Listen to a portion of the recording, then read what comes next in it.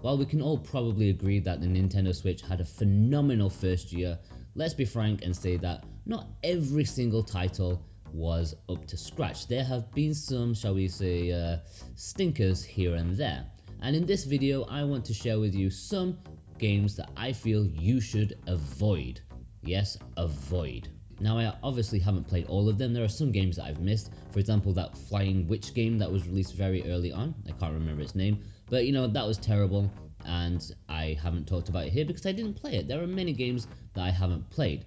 Here are some that I have reviewed that I think you guys should not spend your money on. Let's get on with it. Square Boy vs. Bullies is mechanically sound. The big problem with it is that it's just boring. Taking inspiration from games like Double Dragon, this side-scrolling beat-em-up is a port of a mobile game. It shows it too. I think the characters look okay, but the rest of the art style is genuinely poor and unappealing, like literally Microsoft Paint style. Just looking at this game will probably make you stay clear. Sure, it's on the cheap end of the price scale, so not too much should be expected, but when it becomes really bland and repetitive almost instantly, it's easy to say that you should probably avoid this one. The fact that the first battle you do is pretty much what you'll be doing right until the very end of the game makes this short game seem longer than it actually is. It's not bad, just so boring.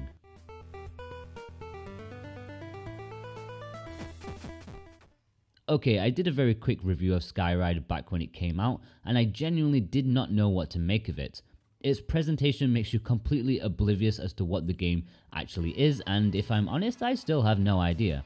It's just a weird, rough, arcade score attack game in an arena where loads of things fly at you and you have to survive as many rounds as possible. Apparently you have a handful of different attacks to do, but they all kind of feel the same and unhelpful. To top it off, it looks like a Dreamcast demo game and plays like one too. I just don't get it. It's a weird game that I can definitely tell you to stay away from.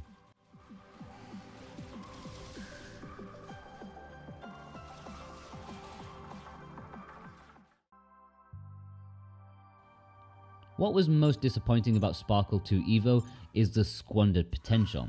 I love the idea of an evolution simulator starting from scratch as a small life form and gradually evolving into something bigger and bigger, with variations depending on how you choose to survive. It's a fantastic concept.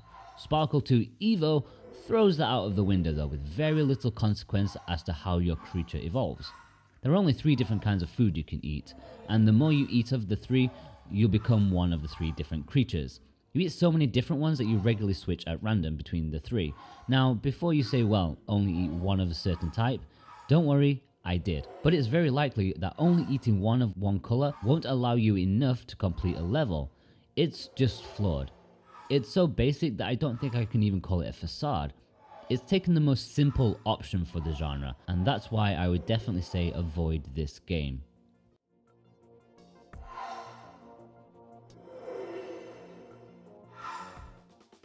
Wheels of Irelia was one of the toughest games I had to review, not because the game was difficult, but because of the actual concept of the game itself. It's definitely unique and experimental, so I had a tough time criticizing it. The fact is, for most of the people, the gameplay just isn't there. Controlling your car is practically pointless, as you make your way from town to town, from Italy to France. The only real meat to the game is in the story and the dialogue between the people you can potentially meet.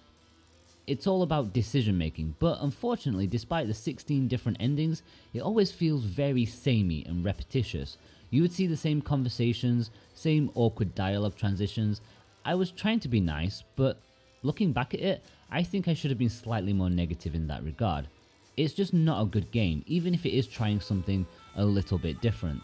I did enjoy little moments such as the soundtrack and the topics it tries to discuss, but in the end, it's quite a vapid experience, and not one worth having.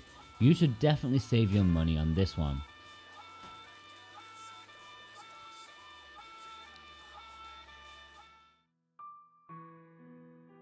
The one thing that 36 Fragments of Midnight has going for it is the price. It's one of the cheapest games on the eShop. Aside from that, it's a very hollow experience.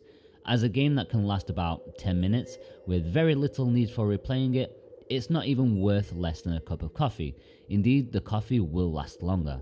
Having to collect all of the eponymous fragments can be tough thanks to the random level design, but once you've got the hang of the basic platforming and physics, nothing is going to stop you. Without wanting to sound too elitist, it's far too basic to grace the Switch eShop store. This game is short, this summary is short, don't buy it.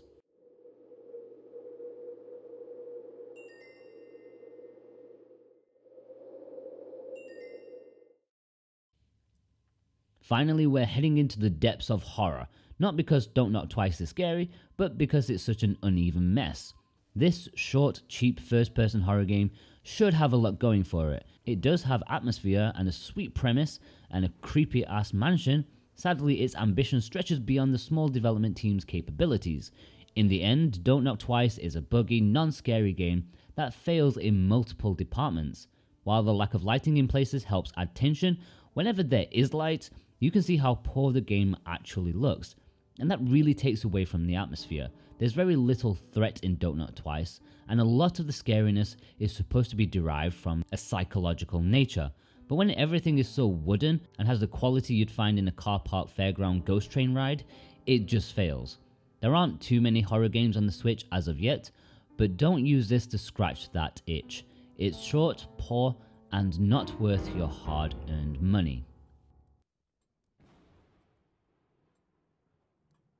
Okay guys, those were 6 games that I think you should not spend your money on.